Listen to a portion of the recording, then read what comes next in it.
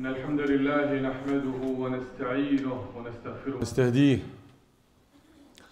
ونعوذ بالله من شرور أنفسنا وسيئات أعمالنا من يهده الله فهو المهتد ومن يضلل فلن تجد له وليا مرشدا ونشهد أن لا إله إلا الله وحده لا شريك له ونشهد أن محمدًا عبده ورسوله اللهم صل وسلم وبارك على حبيب قلوبنا النبي الأمي الحبيب المحبوب العالي القدر العظيم الجاه وعلى آله وصحبه ومن تبعه بإحسان إلى يوم الدين إن الله وملائكته يصلون على النبي يا أيها الذين آمنوا صلوا عليه وسلموا تسليما يا أيها الذين آمنوا اتقوا الله حق تقاته ولا تموتن إلا وأنتم مسلمون اللهم أحينا على الإسلام وأمتنا على كلمة التوحيد لا إله إلا الله محمد رسول الله اجعل خير أعمالنا خواتيمها وخير أيامنا يوم أن نلقاك وأنت راض عنا أما بعد فإن الصحابي الجليل أبا ذر الغفاري اختصم مع رجل فسابه وشتمه وعيره أمه فهذا الرجل ذهب إلى رسول الله صلى الله عليه وسلم يشتكي من أبي ذر النبي صلى الله عليه وسلم أبا ذر وقال له إنك امرؤ يا أبا ذر إنك امرؤ فيك جاهلية. Donc le compagnon radiyallahu anhu s'est disputé avec un homme. Et cet homme, dans le hadith de Bukhari, il n'est pas cité par son nom. Mais certains savants avancent qu'il est c'est Bilal. Wallahu a'lam. Donc il s'est disputé avec un homme et il l'a insulté en se moquant de sa mère. Évidemment, l'homme est allé se plaindre auprès du prophète sallallahu alayhi wa sallam. Et regardez ce que le prophète a dit à Aba Dharr. Et pourtant, Abu Dharr, il est considéré parmi les plus grands compagnons du prophète sallallahu alayhi wa sallam. Le prophète qui était en colère, il lui a dit « Innaka mru'un fika jahiliya » Ô Abu Dharr, tu es un homme qui a gardé le caractère de la jahiliya, de l'ignorance, de l'époque de l'ignorance avant l'islam. ثم النبي صلى الله عليه وسلم نبه أبا ذر إلى قاعدة عظيمة في التعامل مع الغير أيا كان هذا الغير. Et puis le prophète صلى الله عليه وسلم après qu'il a fait ses reproches à Abu Dharr, en lui rappelant que c'est dans la période de l'ignorance avant l'islam que les hommes se moquent les uns des autres par rapport à leur origine et qu'avec l'islam, il n'y a aucune distinction entre un arabe et un non-arabe, entre un blanc et un noir. La seule distinction auprès d'Allah et non pas auprès des hommes, c'est la taqwa, c'est la piété. Inna akramakum indallahi atqakum. Le plus noble parmi vous auprès d'Allah sont les plus pieux, ceux qui craignent Allah subhanahu wa ta'ala. Allah ne distingue pas les uns par rapport aux autres en regardant leur forme, leur corps ou leur couleur. S'il aurait voulu, il aurait pu créer toute l'humanité avec la même forme, la même couleur. Mais parmi les signes d'Allah subhanahu wa ta'ala, dans cette création, Allah ta'ala yaqul wa min ayatihi ومن آياته خلق السماوات والأرض واختلاف ألسنتكم وألوانكم إن في ذلك لآيات للعالمين. وفي رواية ورش إن في ذلك لآيات للعالمين. Et parmi les signes d'Allah, c'est la création des cieux et de la terre. Et parmi les signes de Dieu et ses miracles et ses merveilles dans la création, c'est le fait qu'il nous a créés avec des différents langages et des couleurs différentes. Et il y a les blancs, il y a les noirs, et il y a les autres. C'est Allah subhanahu wa ta'ala qui nous a créés ainsi pour montrer sa grandeur et pour montrer sa puissance. Il y a en cela des signes pour les doués d'intelligence, ceux qui ont le savoir. Il y a en cela des signes pour les mondes. C'est Allah qui est le créateur. Il nous a créés à partir de Adam et d'Ève. Adam wa Hawa. Et Adam wa Hawa khalaqahuma min turab. Et Adam et Ève, il les a créés à partir de la terre. Si quelqu'un veut avoir une certaine distinction, s'il veut être fier de son origine, qu'il soit fier de la terre sur laquelle il marche. Nous appartenons à cette terre. Ya ayyuhan nas, inna khalaqnakum min dhakarin wa untha. وجعلناكم شعوبا وقبائل لتعارفوا إن أكرمكم عند الله أتقاكم. Allah nous rappelle qu'il nous a créés à partir d'un homme et d'une femme, Adam wa Hawa. Et à partir de Adam et Ève, il a fait répandre la descendance de Adam et de Ève. Il a fait répandre des tribus et des peuples. Et s'il y a cette différence, c'est pour qu'on apprenne à se connaître. C'est une complémentarité et c'est un signe du Créateur. Il faut savoir qu'Allah subhanahu wa ta'ala, s'il nous a créés ainsi, c'est pour se respecter et que fait partie des valeurs de l'Jahiliya, cette période avant l'islam.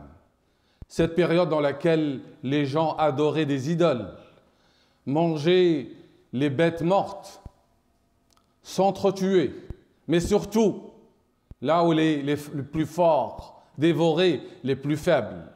Cette période-là a été bannie par l'islam et les valeurs de l'islam.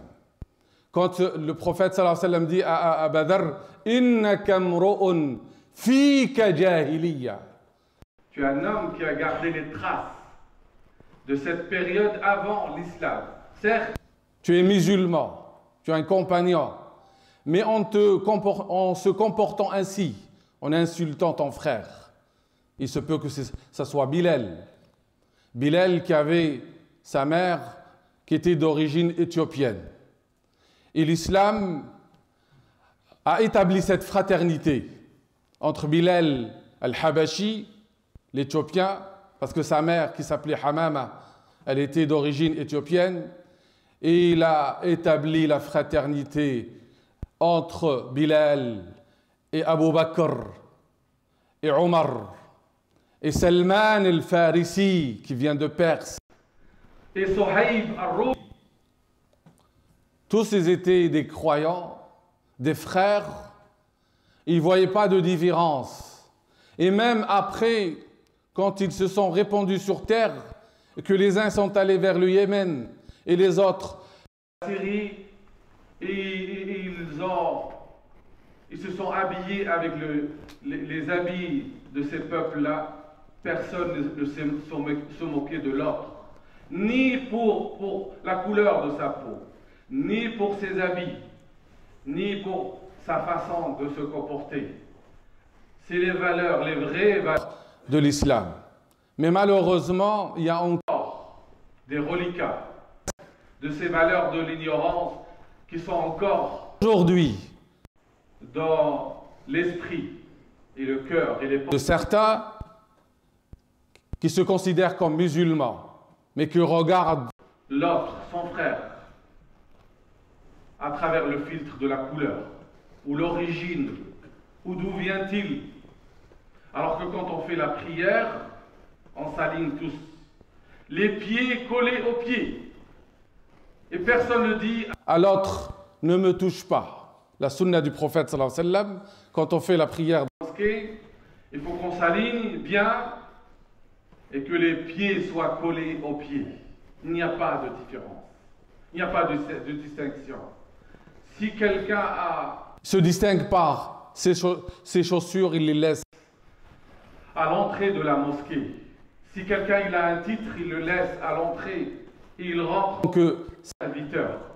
Et le prophète sallallahu alayhi wa sallam, en rappelant à Dar que son comportement ne convient pas à un musulman qui doit épouser les valeurs de l'islam, nous rappelle à nous tous qu'on doit laisser ces valeurs de jahiliya et que avant tout on est frères dans l'humanité ou frères dans la foi et que Allah subhanahu wa ta'ala nous a honorés par les liens lumineux de la foi. Innamal mu'minuna ikhwa. Les croyants ne sont que des frères. Fa aslihu bayna akhawaykum. C'est la première chose que le prophète sallallahu alayhi wa sallam a voulu corriger dans cette société tribale où le rang social avait beaucoup d'importance. Da'uha innaha muntina. Les valeurs de al-jahiliya dégagent une mauvaise odeur parce que ce n'est pas les vraies valeurs de l'islam et qu'en aucun cas il faut se venger de quelqu'un d'autre parce que quelqu'un qui appartient à son origine ou à cette tribu a fait une faute et que personne ne peut demander justice pour quelqu'un de sa famille ou de sa tribu et que c'est à lui d'établir la justice. Ça n'appartient pas aux individus de faire justice. S'il y a un État, c'est l'État qui fait justice. Et que la vengeance qui appelle justement à faire vivre les valeurs de l'Jahiliya, c'est une vengeance qui fait partie de la fureur de cette époque de l'ignorance. Et le prophète sallallahu alayhi wa sallam va apprendre à Badr une autre chose que Abu Dharr il va appliquer, et c'est l'origine de ce hadith. C'est que si quelqu'un il a un employé ou un serviteur, il doit savoir que c'est son frère. Il doit le nourrir comme il se nourrit lui. Il doit le vêtir comme il s'habille lui, et il ne doit pas le faire supporter plus qu'il supporte. Si tu as un employé, tu es responsable, c'est ton frère. Certes, tu as une autorité sur lui, mais combien de personnes, parce qu'ils sont employeurs, ils se permettent de ne pas payer, de ne pas donner le salaire de ses employés, et surtout pour des considérations de la jahiliya, pour les valeurs de jahiliya. Certains employeurs, quand ils voient que les personnes sont dans une situation de faiblesse, de fragilité, ne leur donnent même pas leur salaire. Alors que le prophète sallallahu alayhi wa sallam disait أعطوا الأجير حقه قبل أن يجف عرقه قبل أن يجف عرقه. Donnez au salarié son salaire avant que sa sueur soit sèche. C'est-à-dire, payez-le quand il aura fait son travail. Et combien de personnes qui font la prière et prétendent être musulmans, mais ne payent pas leurs salariés. Ils les maltraitent. Alors que le prophète sallallahu alayhi wa sallam nous indique dans ce hadith, faites attention quand vous êtes en colère ou vous êtes en conflit avec quelqu'un, faites attention, ne vous moquez pas de son origine ou de ses parents, ou ne vous montrez pas hautain et orgueilleux. Faites attention quand vous avez quelqu'un sous votre autorité. Ne soyez pas injuste parce que vous êtes responsable devant Allah subhanahu wa ta'ala. Malheureusement, mes chers frères et sœurs, ces valeurs dénoncées par le prophète quand il dit à Abu Dharr, Ya Aba Dharr, innaka mru'un fika jahiliya. هذه القيم قيم الجاهلية ما زالت في المساجد وفي غير المساجد. تسمع هذا مسجد لفلان حتى أو هذا المسجد ينتمي إلى طائفة. Quand tu entends que telle mosquée appartient à tel groupe ou tel groupe, tu te dis on est loin de la parole d'Allah subhanahu wa ta'ala. وَأَنَّ الْمَسَاجِدَ لِلَّهِ. Les mosquées doivent être pour Allah et pour adorer Allah et non pas la propriété de certains. Les mosquées doivent être les mosquées de tous les croyants qui doivent se réunir avec le lien de la fraternité. C'est dans la mosquée qu'on apprend justement à respecter l'autre, quelle que soit sa couleur, quelle que soit son origine, et surtout on doit purifier notre cœur de cet orgueil et de cette vanité qui consiste à croire parce qu'on appartient à telle origine, on est supérieur aux autres. Demain, le jour dernier, فَإِذَا نُفِخَ فِي الصُّورِ يَوْمَ الْقِيَامَةِ فَإِذَا نُفِخَ فِي الصُّورِ فَلَا أَنْسَابَ بَيْنَهُمْ يَوْمَئِذٍ وَلَا يَتَسَاءَلُونَ. Quand on soufflera dans la trompe, c'est le jour dernier, il n'y aura aucun lien de parenté. Et Allah ne va pas nous juger par notre couleur, notre forme ou nos corps. إِنَّ اللَّهَ لَا يَنْظُرُ إِلَى أَجْسَامِكُمْ وَلَا إِلَى صُوَرِكُمْ وَلَكِنْ يَنْظُرُ إِلَى قُلُوبِكُمْ. Allah ne regarde pas vos formes, ni vos corps. Il regarde vos cœurs. Et celui qui a le cœur pur, c'est celui-là qui est le roi auprès d'Allah subhanahu wa ta'ala. Et combien de personnes ils sont méprisées par ceux qui se considèrent comme supérieurs aux autres, mais ils ne valent rien auprès d'Allah. Combien de personnes sont méprisées, mais auprès d'Allah subhanahu wa ta'ala, ils valent beaucoup, ils sont précieux parce qu'ils ont le cœur pur. اللهم طهر قلوبنا وآخي بيننا وارحمنا برحمتك الواسعة التي وسعت كل شيء.